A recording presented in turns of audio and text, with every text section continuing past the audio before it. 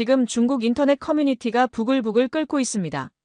미국 유학 중이던 한 여학생의 게시글 때문인데요. 베이징대 출신 왕샤오맨이라는 학생이 올린 글의 제목이 바로 이겁니다. 한국에게 완전히 무릎 꿇었다. 중국인으로서 너무 부끄럽다. 이 글이 올라오자마자 중국 최대 커뮤니티 웨이보에서 조회수 1억을 돌파했고 댓글만 50만 개가 달렸습니다. 매국노다, 정신 나갔나, 한국에 세뇌당했다는 악플부터 용기 있는 발언이다, 현실을 직시하자는 응원까지. 중국이 완전히 둘로 갈라진 상황입니다. 도대체 이 베이징대 수석 졸업생이 미국에서 무엇을 경험했길래 조국, 중국을 두고 한국에게 무릎 꿇었다고 고백한 걸까요? 그녀가 처음 미국에 도착했을 때는 이랬습니다. 한국, 중국 옆에 붙어있는 작은 나라 아니야? 역사적으로 우리한테 조공바치던 속국인데 뭐가 대단하다고. 하지만 2년 후 그녀는 이렇게 고백합니다. 한국이야말로 진정한 강국이다. 중국은 한참 뒤처져 있다. 베이징대 최고 엘리트가 한국 앞에서 무릎 꿇게 만든 그 충격적인 현실, 지금부터 들려드리겠습니다. 여러분도 이 이야기를 듣고 나면 왜 중국 전체가 발칵 뒤집혔는지 이해하게 될 겁니다. 과연 무엇이 이 자존심 강한 중국 엘리트 여학생을 완전히 바꿔놓았을까요? 그 첫 번째 충격은 바로 미국 공항 입국 심사대에서 시작되었습니다. 저는 왕샤오맨입니다. 베이징 대학교 경제학과 졸업 후 하버드 MBA 프로그램에 합격했어요. 중국 최고 명문대를 나와서 세계 최고 대학에 간다는 자부심이 가득했습니다. 기숙사에 도착했는데 룸메이트가 아시아인이더군요. 안녕하세요. 저는 박지은이에요 라고 인사하길래 중국어로 대답했어요. 저 중국인 아니고 한국인이에요 라고 하더라고요. 솔직히 조금 실망했어요. 한국이라니. 중국의 속국 아니었나? 역사적으로 우리한테 조공바치던 나라 말이에요. 아, 한국. 중국 옆에 있는 작은 나라구나 라고 생각했습니다.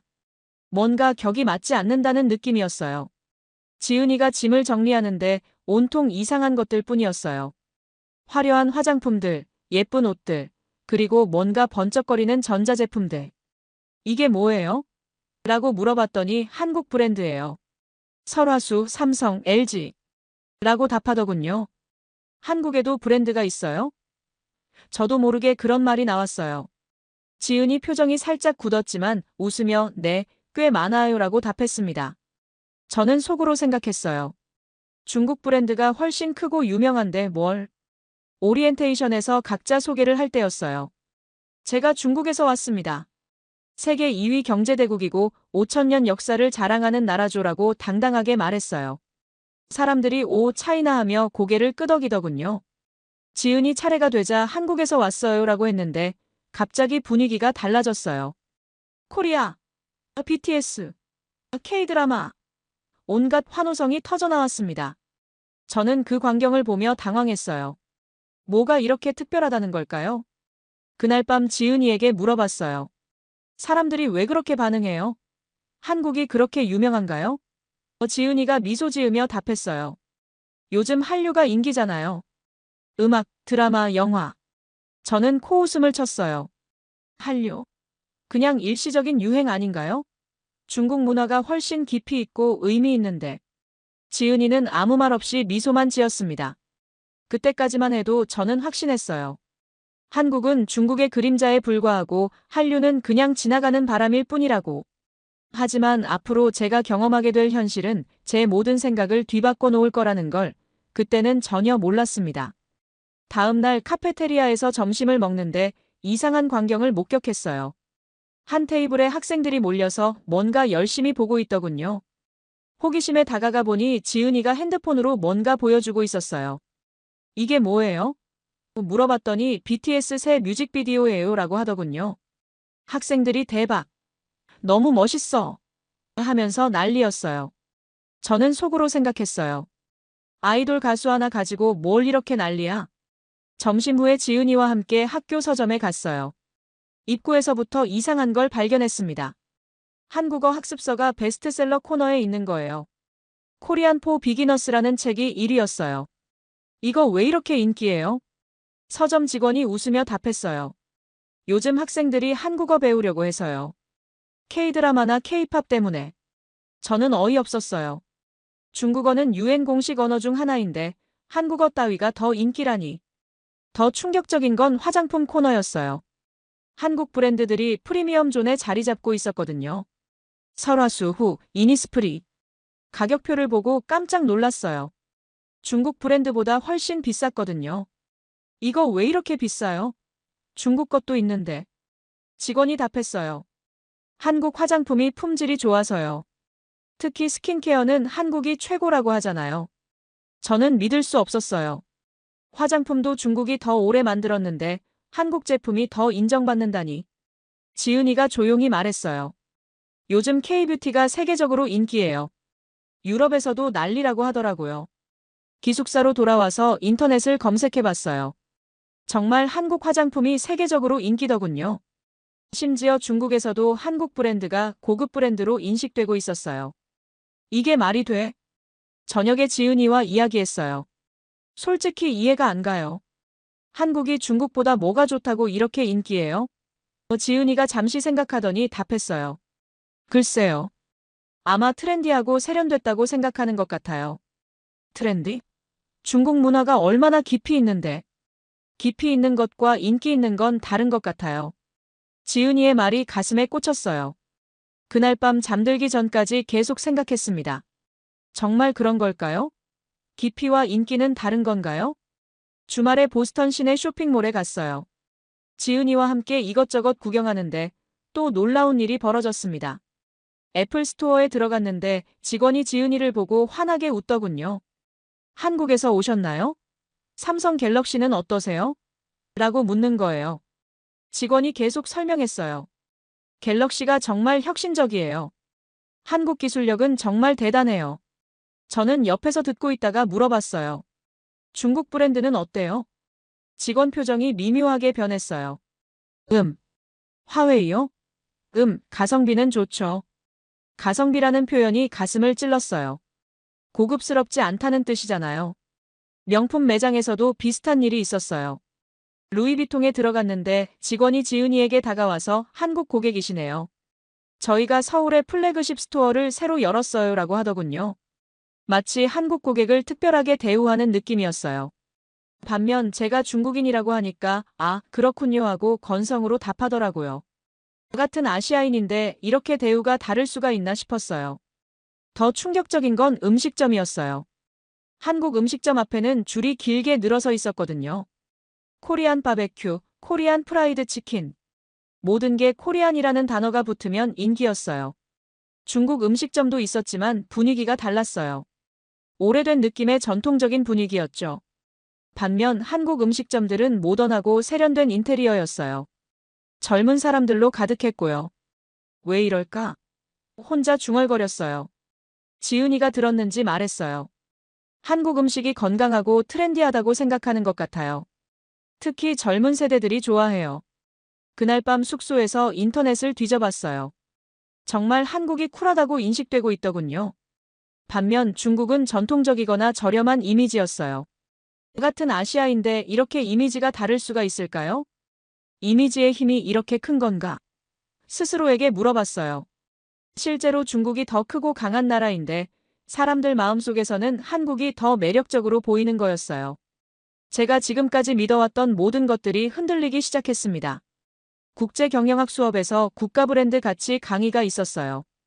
교수가 각국의 브랜드 파워를 보여주는 차트를 띄웠는데 한국이 아시아에서 일본 다음으로 2위더군요.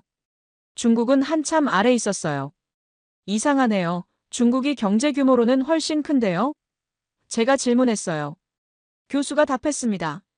브랜드 가치는 단순히 경제 규모로 결정되지 않습니다. 품질에 대한 인식, 문화적 매력도, 신뢰도 등이 복합적으로 작용하죠. 데이빗 조교가 덧붙였어요.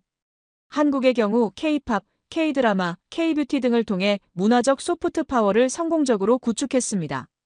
이것이 국가 브랜드 가치 상승으로 이어진 거죠. 다른 학생이 물었어요. 그럼 중국은 왜 브랜드 가치가 상대적으로 낮은가요? 교수가 조심스럽게 답했습니다.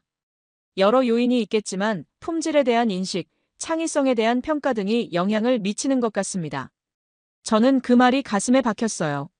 중국은 메이드 인 차이나라는 말이 저렴한 대량 생산의 상징이 되어버렸죠. 반면 메이드 인 코리아는 품질과 혁신의 상징이 되어 있었어요. 수업 후에 데이빗에게 개인적으로 물어봤어요. 정말 한국이 중국보다 브랜드 파워가 세다고 보세요? 데이빗이 고개를 끄덕였어요. 적어도 소비재 분야에서는 그렇다고 봐야죠.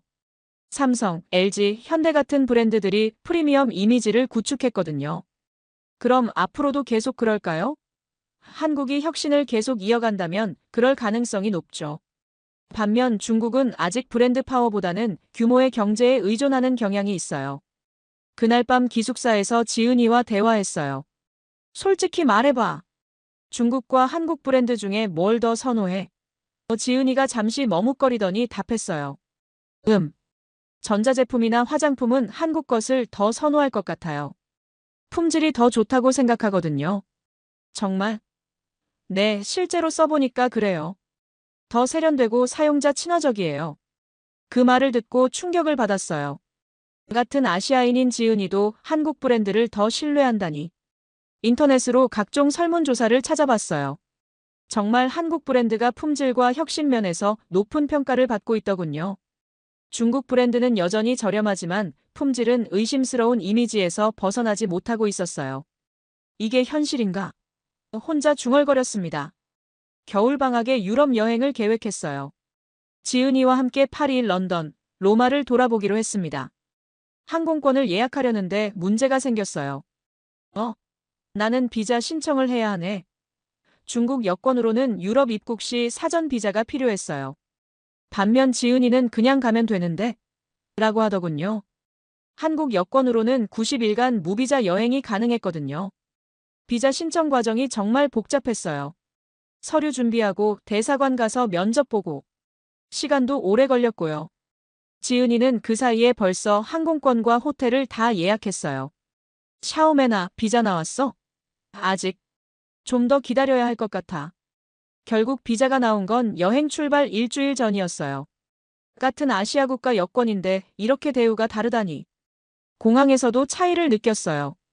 지은이는 자동 게이트로 쭉 통과했는데 저는 입국 심사관과 긴 대화를 해야 했어요. 방문 목적은? 어디서 머무를 예정인가? 언제 돌아갈 건가? 파리에서 만난 마리가 신기해했어요. 한국 여권은 정말 좋은 여권이구나. 어디든 자유롭게 갈 수 있잖아.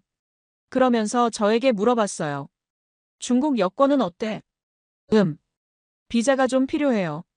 마리가 그렇구나 하며 동정의 눈빛을 보냈어요. 그 순간 정말 부끄러웠어요. 여권 하나로 이렇게 취급이 달라지다니. 여행 중에도 계속 느꼈어요. 호텔에서, 상점에서, 관광지에서. 한국 여권을 보면 오, 코리아 하며 환영했지만 중국 여권을 보면 차이나 하며 좀 경계하는 느낌이었어요. 왜 이럴까? 지은이에게 물어봤어요. 한국이 신뢰를 많이 받는 것 같아요. 정치적으로도 안정적이고 민주주의 국가고. 지은이의 말이 뼈 아팠어요. 그날 밤 호텔에서 혼자 생각해봤어요. 여권이 단순한 신분증이 아니라 그 나라에 대한 세계의 신뢰도를 보여주는 지표라는 걸 깨달았어요. 한국은 세계에서 믿을 만한 나라로 인정받고 있고 중국은 아직 그렇지 못한 거죠. 국력이 단순히 경제 규모나 군사력으로만 결정되는 게 아니구나. 혼자 중얼거렸습니다. 진짜 국력은 다른 나라들이 우리를 얼마나 신뢰하느냐로 결정되는 것 같았어요. 학기가 끝날 무렵 국제문화축제가 열렸어요. 각국 학생들이 자국 문화를 소개하는 행사였죠. 저는 이번만큼은 중국 문화의 우수성을 보여주겠다고 다짐했어요. 중국 부스를 정말 공들여 꾸몄습니다. 서예, 전통차 문화, 중국 전통 의상까지 5,000년 중화 문명의 정수를 보여주려고 했어요.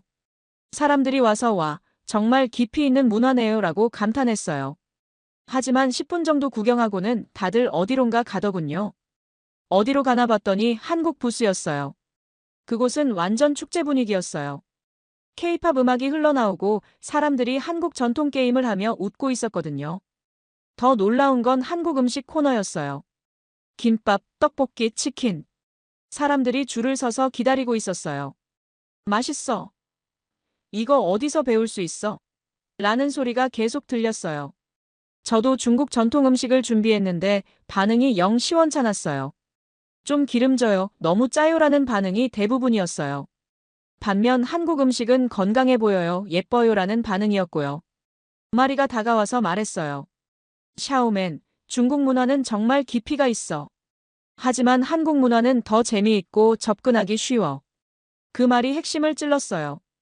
축제 마지막 날 지은이와 진솔한 대화를 나눴어요. 지은아, 솔직히 말해줘. 처음에 내가 한국을 무시했을 때 기분 어땠어? 지은이가 잠시 생각하더니 답했어요. 처음엔 조금 서운했어요. 하지만 이해해요. 중국이 워낙 큰 나라니까 그럴 수도 있다고 생각했어요. 지금은 어때? 샤오맨이 많이 바뀐 것 같아요. 처음보다 훨씬 열린 마음이 된 것 같고. 저는 인정할 수밖에 없었어요. 맞아. 나 정말 많이 바뀌었어. 한국을 완전히 잘못 봤었어. 한국이 대단한 게 뭔지 알겠어? 뭔데? 문화를 즐겁게 만드는 능력이야. 중국 문화는 깊이 있지만 무거워. 한국 문화는 가볍고 재미있어. 그래서 사람들이 더 좋아하는 거야. 그날 밤 혼자 생각해봤어요. 문화의 힘은 깊이나 역사의 길이가 아니라 얼마나 많은 사람들의 마음에 닿을 수 있느냐로 결정되는 것 같았어요. 한국은 그걸 해낸 거고 중국은 아직 그러지 못한 거죠. 인정한다, 한국아. 혼자 중얼거렸습니다. 처음으로 진심으로 한국의 실력을 인정하는 순간이었어요. 졸업을 앞두고 취업 준비를 하면서 또 다른 현실을 마주했어요. 글로벌 기업 면접을 보는데 자꾸 벽에 부딪혔어요. 구글 면접에서 이런 질문을 받았어요. 중국 정부와의 관계는 어떻게 생각하세요? 왜 이런 질문을 하는지 모르겠더라고요. 저는 그냥 개인인데 말이에요. 반면 지은이는 같은 회사들에서 환영받았어요. 한국 출신이시군요. 한국은 정말 혁신적인 나라죠라는 반응이었어요. 면접관들이 삼성, LG 얘기를 하며 한국 기술력을 칭찬했고요. 더 충격적인 건 컨설팅 회사 면접이었어요. 중국 시장에 대한 인사이트를 얻고 싶어서라고 하더니 정작 중요한 프로젝트에는 배제시키더라고요. 정치적 민감성 때문에라는 이유로요. 왜 이럴까? 데이빗에게 물어봤어요. 솔직히 말하면 중국에 대한 우려가 있어요. 정치 시스템의 예측 불가능성, 정보 보안 문제 등등. 그럼 한국은? 한국은 민주주의 국가고 투명하고 예측 가능해요. 그래서 더 신뢰받는 거죠. 그 말을 듣고 깨달았어요. 진정한 국력은 단순히 경제 규모나 인구가 아니라 다른 나라들이 우리를 얼마나 신뢰하느냐로 결정된다는 것을요. 마지막 학기 프로젝트에서 아시아 경제 발전 모델 발표를 했어요. 저는 중국 모델을, 지은이는 한국 모델을 발표했죠. 제 발표 후 질문이 나왔어요. 중국 모델의 지속 가능성에 대해 어떻게 생각하세요? 환경 문제는 어떻게 해결할 건가요? 모든 질문이 중국의 한계를 지적하는 것들이었어요. 지은이 발표 후에는 한국이 어떻게 이렇게 빨리 발전할 수 있었나요? 한국의 성공 비결이 뭔가요? 라는 긍정적인 질문들이었어요. 발표가 끝나고 지은이에게 말했어요. 지은아, 이제 인정해. 한국이 중국보다 더 매력적인 나라야. 지은이가 놀라며 그렇게 생각해? 응, 솔직히 그래. 왜? 사람들이 한국을 더 좋아해. 더 신뢰하고 더 매력적으로 생각해. 이게 진짜 국력인 것 같아. 지은이가 웃으며 말했어요. 샤오맨이 정말 많이 바뀌었네. 처음 만났을 때와 완전히 다른 사람 같아. 저는 고개를 끄덕였어요. 맞아. 나도 모르게 한국을 무시했었어. 작은 나라, 중국의 그림자 정도로만 생각했는데. 완전히 틀렸더라. 중국도 대단한 나라야. 물론이야. 하지만 대단한 것과 매력적인 건 다른 거더라. 한국은 사람들 마음을 사로잡는 뭔가가 있어. 그날 밤 마지막으로 정리하는 시간을 가졌어요. 2년 전 한국을 중국 옆에 작은 나라 정도로 생각했던 제가 이제는 한국의 진짜 실력을 인정하게 되었어요. 국력이란 뭘까? 스스로에게 물어봤어요. 영토의 크기도 인구수도 GDP도 아니었어요. 다른 나라 사람들이 우리를 어떻게 보느냐, 우리를 얼마나 좋아하고 신뢰하느냐가 진짜 국력이었던 거예요. 한국은 그걸 해냈어요. 작은 나라지만 전 세계 사람들의 마음을 사로잡았죠. K-팝으로, K-드라마로, K-뷰티로, 그리고 무엇보다 신뢰할 수 있는 민주주의 시스템으로 말이에요. 졸업식 날이었어요. 2년간의 미국 생활을 마무리하면서 정말 많은 걸 배웠다는 생각이 들었어요. 특히 한국과 지은이를 통해 배운 것들이 가장 소중했죠. 졸업 파티에서 각국 친구들과 마지막 대화를 나눴어요. 마리가 물어봤어요. 샤오맨, 가장 기억에 남는 게 뭐야? 내 편견이 얼마나 틀렸는지 깨달은 것? 모두가 웃었어요. 처음에 한국을 완전히 무시했었거든. 지금 생각하면 정말 부끄러워. 데이빗이 말했어요. 그래도 인정하고 배우는 게 중요하지. 많은 사람들이 편견에 갇혀 살거든. 맞아. 나도 그랬을 뻔했어. 지은이와 마지막 대화를 나눴어요. 지은아, 정말 고마워. 너 덕분에 세상을 다르게 보게 됐어. 나도 고마워. 샤오맨 덕분에 중국에 대해서도 많이 배웠어. 앞으로 어떻게 지낼 거야? 중국 돌아가서 한국 기업에 취업하려고 해. 삼성이나 LG 같은 곳. 지은이가 놀라며 정말? 응, 한국 기업들이 정말 매력적더라. 왜? 혁신적이고 글로벌하고 뭔가 미래지향적이야. 중국 기업들과는 다른 매력이 있어. 짐을 정리하면서 지난 2년을 돌아봤어요. 중국의 크기와 역사만 자랑하던 제가 이제는 한국의 세련됨과 매력을 인정하게 되었어요. 공항에서 지은이와 작별 인사를 했어요. 지은아, 한국 정말 대단한 나라야. 처음엔 몰랐는데. 중국도 멋진 나라야. 앞으로 더 좋아질 거야. 그래도 한국처럼 되려면 한참 걸릴 것 같아. 한국은 정말 특별해. 왜? 사람들 마음을 움직이는 힘이 있어. 그게 진짜 대단한 거야. 비행기에서 창문을 내다보며 생각했어요. 국가의 진짜 힘은 군사력도 경제력도 아니라 다른 나라 사람들이 우리를 얼마나 좋아하고 신뢰하느냐에 있다는 것을요. 한국은 그걸 증명해냈어요. 작은 나라지만 전 세계인들의 사랑을 받는 나라가 되었죠. 그리고 그 한국을 처음에는 무시했던 제 자신이 부끄러웠어요. 한국아, 고마워. 너 덕분에 진짜 중요한 걸 배웠어. 하늘 위에서 혼자 중얼거렸습니다. 앞으로 중국에 돌아가서도 한국에서 배운 것들을 잊지 않을 거예요. 그리고 언젠가는 중국도 한국처럼 세계인들의 사랑을 받는 나라가 되었으면 좋겠어요. 미국 보잉사가 발칵 뒤집혔습니다. 늘 그랬듯이 한국이 자신들의 무기를 군말 없이 받아들일 거라고 생각했지만 이번엔 그렇지 않았습니다.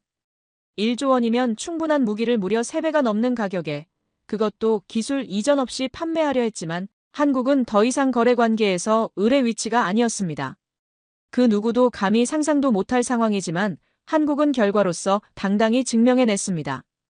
도대체 한국의 어떤 저력이 미국의 갑질을 저지할 수 있었을까요? 지금 바로 들려드리겠습니다. 저는 에린 맥칼리스터입니다. 보잉사 아태 지역 전략 고문으로 일하고 있죠. MIT에서 국제정치학 박사를 따고 펜타곤에서 10년간 전략 분석관으로 근무했습니다. 그런 제가 지금 이 이야기를 하는 이유는 단 하나예요. 제가 목격한 일이 너무나 충격적이었거든요. 2024년 가을, 보잉 본사에서 긴급 화상회의가 소집됐습니다. 한국의 조기 경보기 사업 때문이었죠. 3조 원 규모의 거대한 프로젝트였어요. 회의실 스크린에는 E-737AWNDC의 사양서가 떠 있었고 참석자들의 표정은 여유만만했습니다. 이번엔 확실히 따낼 수 있을 거야. 리처드 핸더슨 고문이 자신만만하게 말했어요. 전 의회 군수위원회 차관 출신인 그는 한국을 잘 안다고 자부했습니다. 한국은 결국 우리 것을 살 수밖에 없어. 다른 선택지가 없거든. 로라 메디슨 부사장이 고개를 끄덕이며 맞장구를 쳤어요. 맞아요. 지난 30년간 한국은 한 번도 우리 제안을 거절한 적이 없잖아요. 이번도 마찬가지일 거예요.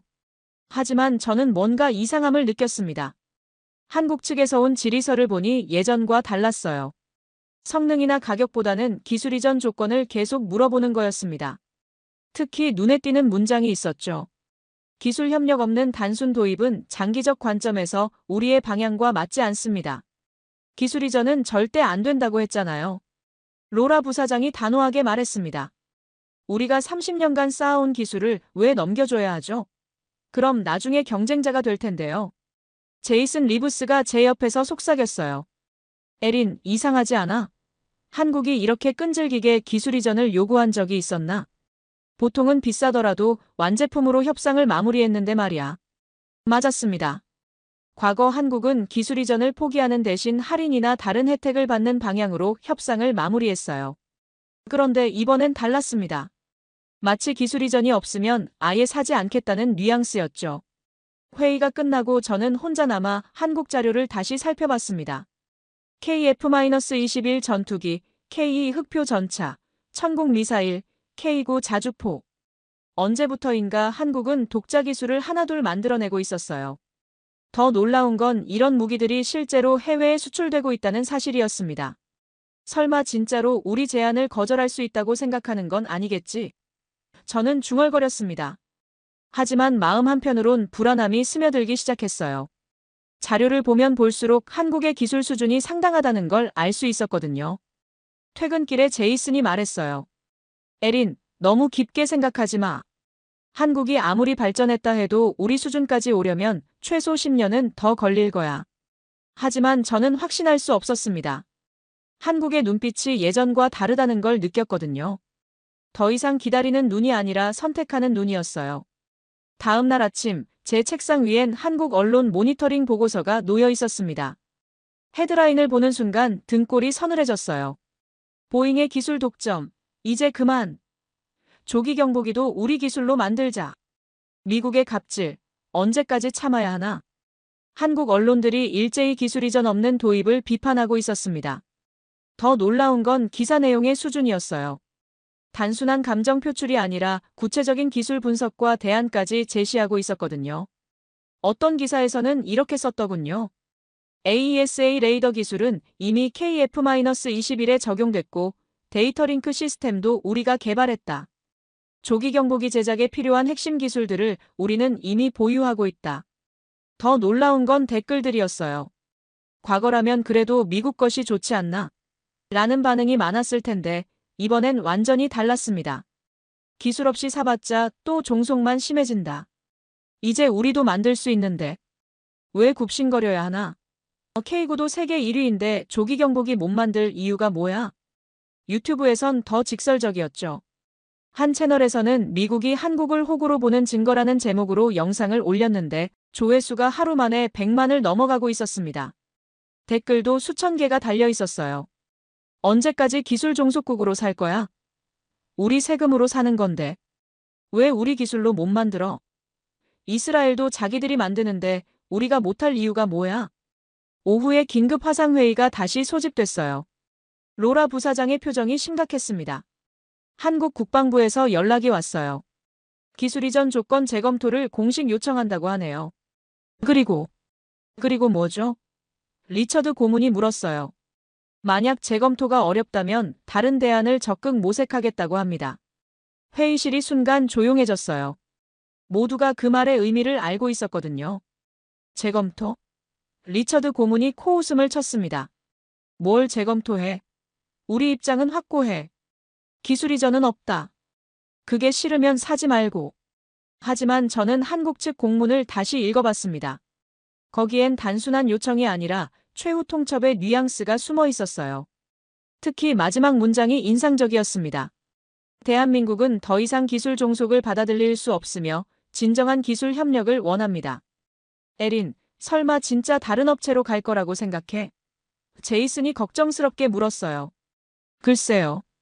저는 고개를 저었습니다. 하지만 한국 여론이 심상치 않아요. 이건 단순한 협상 전술이 아닐 수도 있습니다. 그날 밤 저는 한국 SNS를 계속 모니터링했어요. 놀라운 건 일반 시민들까지 조기 경보기 기술에 대해 상당한 지식을 갖고 있다는 거였습니다.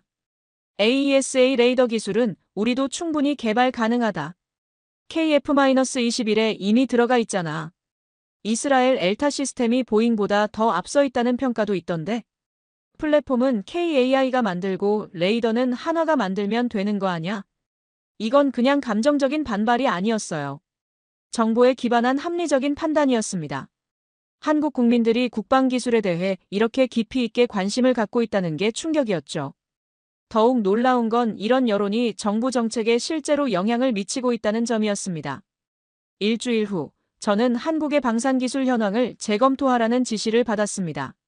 솔직히 형식적인 작업이라고 생각했어요. 한국이 아무리 발전했다 해도 미국을 따라올 수는 없다고 믿었거든요. 하지만 자료를 파면 팔수록 제 확신은 흔들렸습니다. KF-21은 이미 시험 비행을 성공적으로 마쳤고 AESA 레이더도 독자 개발해서 탑재했더군요. 성능도 상당한 수준이었어요. F-16보다 우수하고 F-35에 근접한다는 평가까지 나오고 있었습니다. K 흑표 전차는 더욱 놀라웠어요. 독일 레오파르트 EH를 능가한다는 외국 전문가들의 평가가 나와 있었습니다. 특히 능동방어 시스템과 화력 제어 시스템에서는 세계 최고 수준이라고 했어요. 이 정도일 줄 몰랐네. 저는 혼잣말을 했어요. 천국 미사일의 성능 자료를 보고 있을 때였습니다. 요격 확률이 패트리어트 PAC-3와 비슷한 수준이었거든요. 더욱 놀라운 건 사거리와 기동성에서는 오히려 천궁이 앞선다는 분석이었습니다. K9 자주포는 이미 전 세계에서 인정받고 있었어요. 노르웨이, 에스토니아, 인도, 호주 등에 수출되면서 세계 시장에서 독일 PGH-2000과 경쟁하고 있었습니다. 어떤 평가에서는 K9이 더 우수하다는 결론까지 나왔더군요. 가장 충격적인 건 한국의 연구개발 투자 규모였어요. 국방비의 상당 부분이 독자 기술 개발에 투입되고 있었습니다. 그것도 체계적이고 장기적인 계획하에 말이죠. 다음 날 전략회의에서 저는 조심스럽게 의견을 제시했습니다. 한국의 기술 수준이 생각보다 높습니다. 조기 경보기 분야에서도 독자 개발이 불가능하지 않을 것 같은데요. 회의실이 순간 조용해졌어요. 리처드 고문이 황당하다는 표정으로 저를 봤습니다. 에린, 정신 차려. 한국이 우리 기술 없이 뭘 할 수 있다고 생각해? 30년 전에도 그런 소리 했지만 결국 우리한테 왔잖아. 기술이라는 게 하루아침에 만들어지는 게 아니야. 하지만 30년 전과 지금은 다릅니다. 저는 계속했어요. 그때는 한국에 기초기술이 없었지만 지금은 상당한 수준에 올라와 있어요. 특히 전자기술 분야에서는 기술 넘기면 그들은 곧 경쟁자가 될 거야. 로라 부사장이 차갑게 말했습니다. 우리가 키워준 나라가 이제 감히 눈을 마주쳐. 이건 배은망덕이야.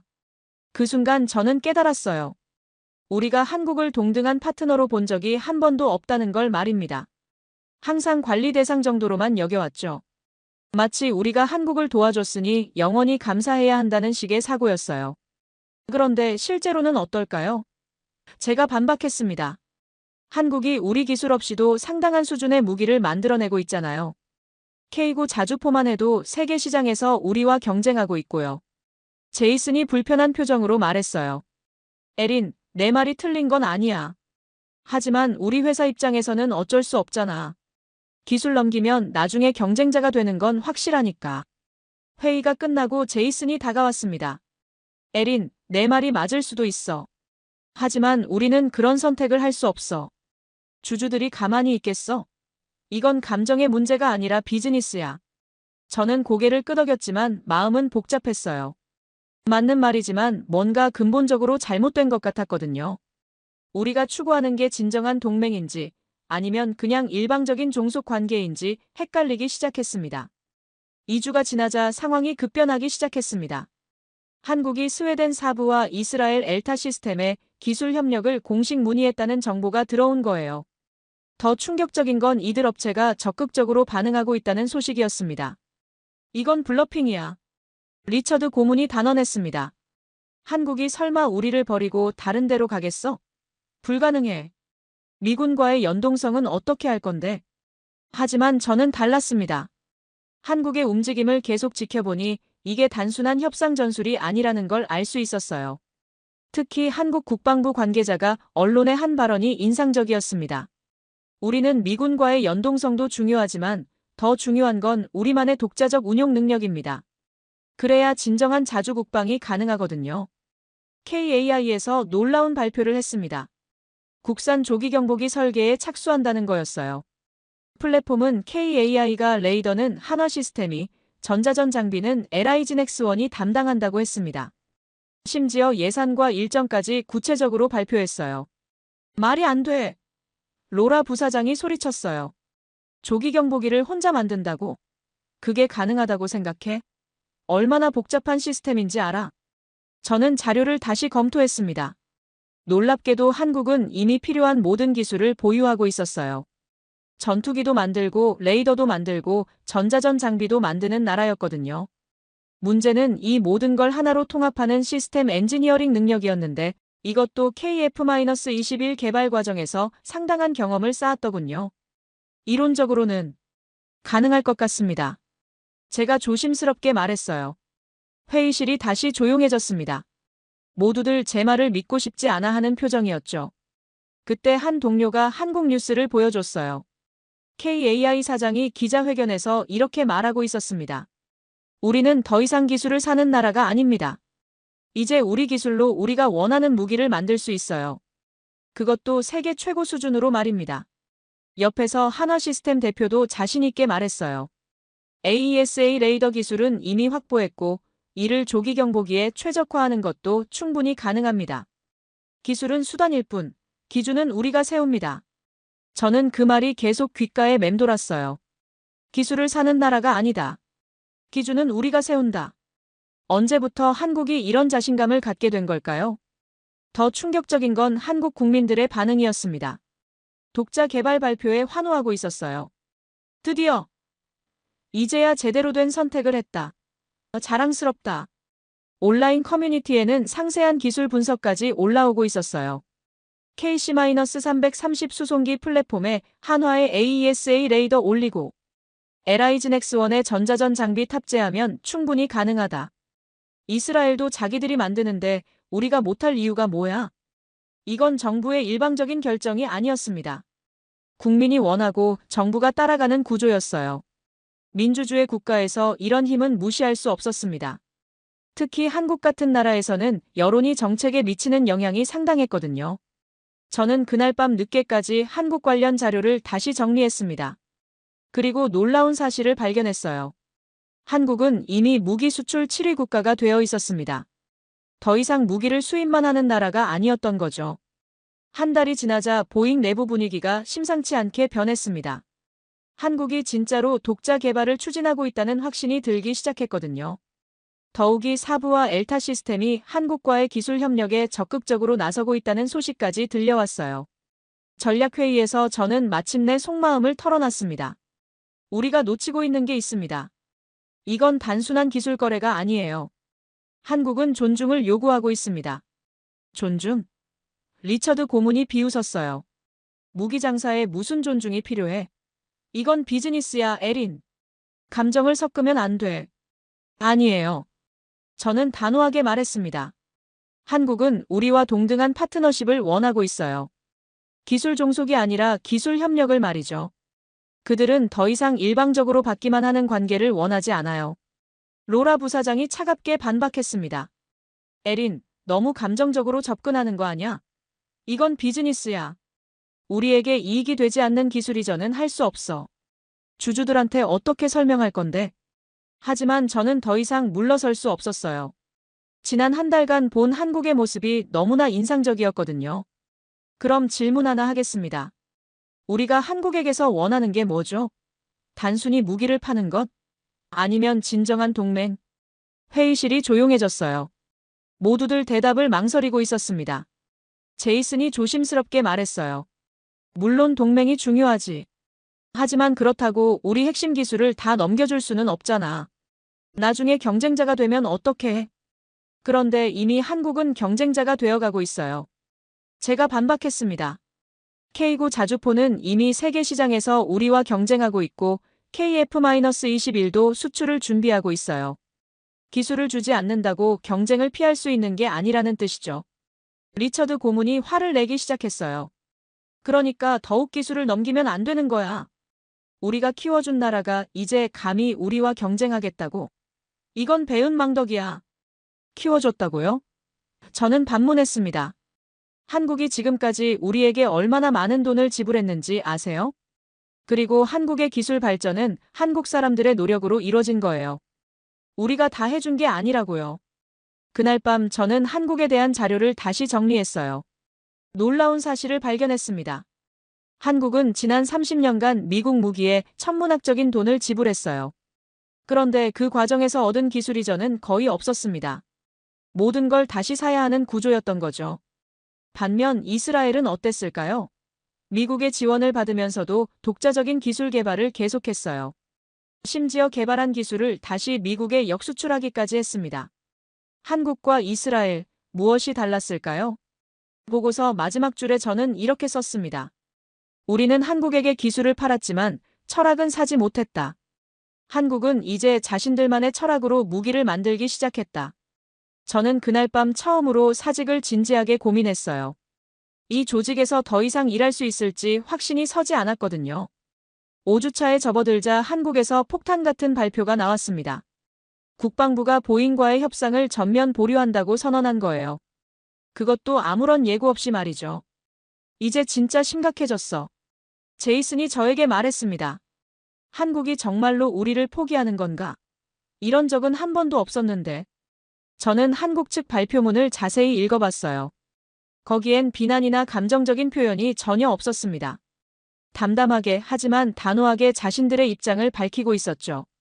대한민국 국방부는 조기경보기 도입 사업과 관련하여 기술 협력이 전제되지 않는 단순 도입 방식은 우리의 장기적 국방 정책 방향과 맞지 않는다고 판단합니다. 따라서 보잉사와의 협상을 전면 보류하고 독자적인 대안을 적극 검토하겠습니다. 짧지만 강력한 메시지였어요. 한국은 화를 내거나 협박을 하지 않았습니다.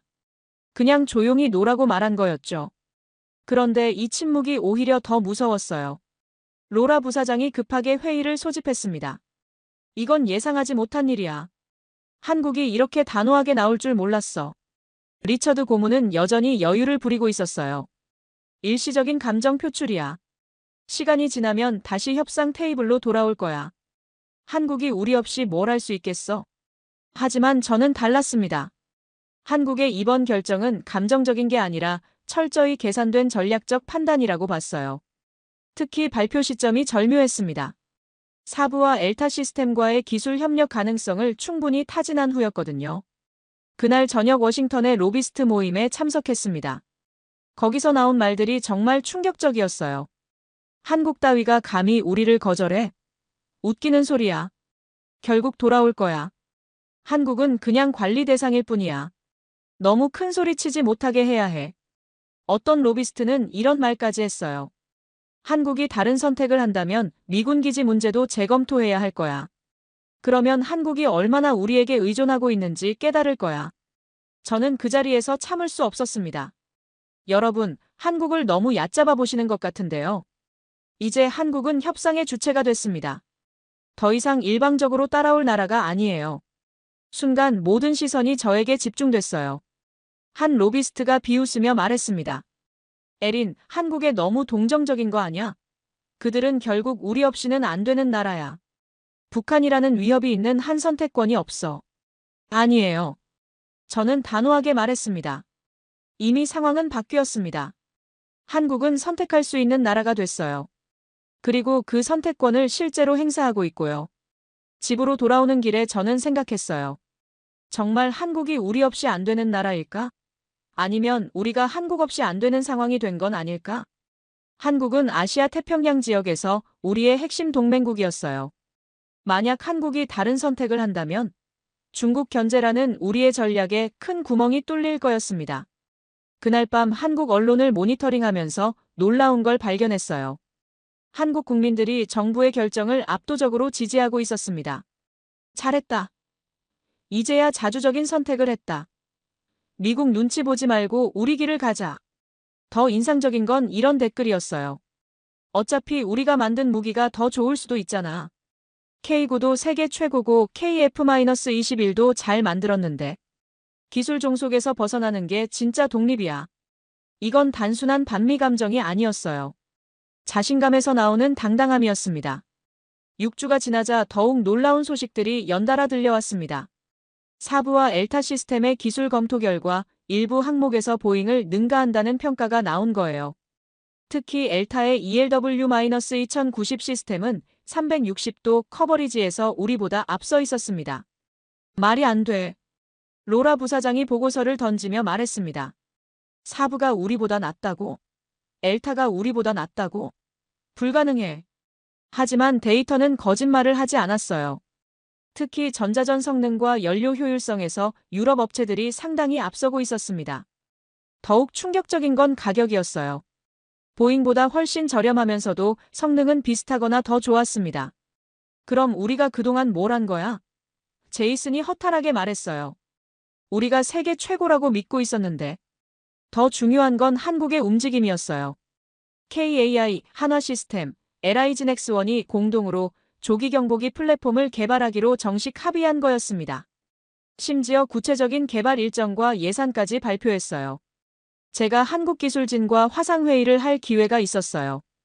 한수민 박사라는 분이 KAI 측 대표였습니다. 40대 중반으로 보이는 그는 차분하면서도 자신감 넘치는 모습이었어요. 박사님, 정말로 독자 개발이 가능하다고 보시나요? 제가 솔직하게 물었어요. 한수민 박사는 차분하게 대답했습니다. 맥칼리스터님, 우리는 이미 필요한 모든 기술을 보유하고 있습니다. KF-21 개발 과정에서 시스템 통합 능력도 충분히 검증됐고요. 문제는 기술이 아니라 의지였죠. 의지요? 네. 기술 종속에서 벗어나려는 의지 말입니다. 우리는 더 이상 누군가의 허락을 받아가며 국방을 책임질 수는 없어요. 진정한 자주 국방을 위해서는 독자 기술이 필수입니다. 그의 말투에는 적대감이나 감정이 전혀 없었어요. 오히려 논리적이고 냉정했습니다. 그런데 그게 더 무서웠어요. 그럼 미군과의 연동성 문제는 어떻게 해결하실 건가요? 제가 물었어요. 연동성도 중요하지만 더 중요한 건 우리만의 독자적 운용 능력입니다. 미군과 연동할 때는 연동하고 독자적으로 운용할 때는 독자적으로 운용할 수 있어야 진짜 자주국방이죠. 그 말이 제 가슴을 찔렀습니다. 한국이 원한 건 단순히 무기가 아니라 진정한 독립이었던 거예요. 마지막 질문입니다. 제가 말했어요. 만약 보잉이 기술 이전 조건을 받아들인다면 어떻게 하실 건가요? 한수민 박사는 잠시 생각한 후 답했습니다. 그래도 독자 개발을 계속할 겁니다. 이건 단순히 무기 하나를 만드는 문제가 아니에요. 우리의 철학이 걸린 문제거든요. 회의가 끝나고 저는 동료들에게 말했어요. 한국은 기준을 만드는 나라가 됐습니다. 기준? 제이슨이 되물었어요. 네. 이제 한국이 무엇을 선택하느냐에 따라 다른 나라들도 영향을 받을 거예요. 한국이 독자 개발에 성공하면 다른 동맹국들도 같은 요구를 할 겁니다. 우리가 생각해야 할 건 한국을 어떻게 설득할 것인가가 아니라 어떻게 한국과 동등한 파트너가 될 것인가입니다. 리처드 고문이 화를 냈어요. 에린, 내가 누구 편이야? 우리 회사 편이야, 한국 편이야? 저는 진실 편입니다. 제가 답했어요. 그리고 진실은 이제 한국이 우리와 대등한 파트너라는 겁니다. 그날 밤 한국 뉴스를 보면서 더욱 놀랐어요. 한국의 조기경보기 독자 개발 소식이 다른 나라들에게도 큰 관심을 받고 있었습니다. 인도네시아, 태국, 말레이시아 등이 한국의 개발 결과에 주목하고 있다는 보도가 나왔어요. 이제 진짜 우리가 을이 될 수도 있겠구나. 저는 혼잣말을 했어요. 한국이 더 이상 무기를 사기만 하는 나라가 아니라는 걸 확실히 깨달았거든요. 7주가 지난 어느 금요일, 저는 사직서를 작성하고 있었습니다. 더 이상 이 조직에서 일할 수 없다는 결론에 도달했거든요. 지난 몇 주간 겪은 일들이 제 가치관을 완전히 바꿔놓았어요. 사직서에 저는 이렇게 썼어요. 저는 동맹의 의미를 착각하고 있었습니다. 동맹은 종속이 아니라 상호 존중이어야 합니다. 기술 협력을 거부하면서 진정한 파트너십을 말할 수는 없습니다. 월요일 아침 로라 부사장이 제 사무실로 찾아왔어요. 표정이 심각했습니다. 에린, 정말 그만둘 거야? 한국 때문에? 이건 너무 감정적인 판단 아니야? 한국 때문이 아니에요. 저는 차분하게 대답했습니다. 우리 때문입니다. 우리가 변하지 않으면 더 많은 동맹국들을 잃을 거예요. 한국은 시작일 뿐이에요. 무슨 소리야? 우리가 뭘 잘못했다는 거야? 우리 기술을 보호하는 게 잘못된 일이야? 기술을 보호하는 건 당연해요. 제가 설명했습니다. 하지만 동맹국을 파트너가 아닌 고객으로만 보는 건 문제죠. 한국은 30년간 우리에게 천문학적인 돈을 지불했어요. 그런데 받은 기술 이전은 거의 없었죠. 이게 진정한 동맹 관계일까요? 로라 부사장은 고개를 저었어요. 그래도 한국은 결국 돌아올 거야. 다른 선택지가 없어. 북한 위협도 있고 중국 위협도 있잖아. 하지만 저는 알고 있었습니다. 한국은 이미 다른 길을 찾았다는 걸 말이죠. 아니에요. 한국은 이미 자신만의 답을 찾았어요. 그리고 그 답이 우리보다 더 좋을 수도 있다는 걸 보여주고 있어요. 그날 오후 한국에서 또 다른 발표가 있었어요. 여전히 최종 결정은 발표하지 않았지만 독자 개발 로드맵을 더욱 구체적으로 공개했습니다. 3년 내에 시제기를 완성하고 5년 내에 실전 배치하겠다는 계획이었죠. 더 놀라운 건 예산이었어요. 우리가 제시한 3조 원보다 훨씬 적은 비용으로 개발이 가능하다고 했습니다. 게다가 개발 과정에서 축적되는 기술은 모두 한국 것이 되죠. 가장 인상적인 건 한국 국민들의 반응이었어요. 자랑스럽다. 이제야 진짜 독립국이 된 것 같다. 힘들어도 우리 길을 가자. 우리 기술로 만든 무기가 최고야. SNS에는 이런 댓글들이 넘쳐났어요. K9도 세계 최고인데 조기 경보기도 못 만들 이유가 뭐야? 이스라엘보다 우리 기술력이 떨어진다고? 말도 안 돼. 드디어 기술 식민지에서 벗어나는구나. 저는 그 모습을 보며 깨달았어요. 진정한 강함은 큰 소리를 내는 게 아니라 조용히 자신의 길을 가는 것이라는 걸 말입니다. 한국은 화를 내거나 협박을 하지 않았어요. 그냥 담담하게 자신들의 선택을 했을 뿐이죠. 사직서를 제출하면서 저는 마지막으로 이런 메모를 남겼어요. 우리는 한국에게 기술을 팔려고 했지만 그들은 이미 철학을 가지고 있었습니다. 30년간 기술 종속을 겪으면서도 포기하지 않고 독자 기술을 개발해온 나라. 작지만 단단한 나라, 협박하지 않으면서도 세상을 바꾸는 나라. 그것이 제가 본 대한민국입니다. 한 달 후 한국의 조기 경보기 독자 개발 소식이 전 세계 방산업계를 놀라게 했어요. 인도네시아, 태국, 말레이시아가 한국의 개발 결과에 관심을 표명했고 몇몇 유럽 국가들도 기술 협력 의사를 밝혔습니다. 저는 그 소식을 들으며 확신했습니다. 이제 세상은 한국의 선택을 기다리는 시대가 됐다고 말이죠. 한국이 보여준 것은 단순한 기술력이 아니었어요. 작은 나라도 자신의 철학과 원칙을 지킬 수 있다는 가능성이었습니다. 그리고 그 가능성이 전 세계를 바꾸기 시작했어요. 더 이상 강대국의 눈치만 보며 살아야 하는 시대가 아니라는 걸 한국이 증명해 보인 거였습니다.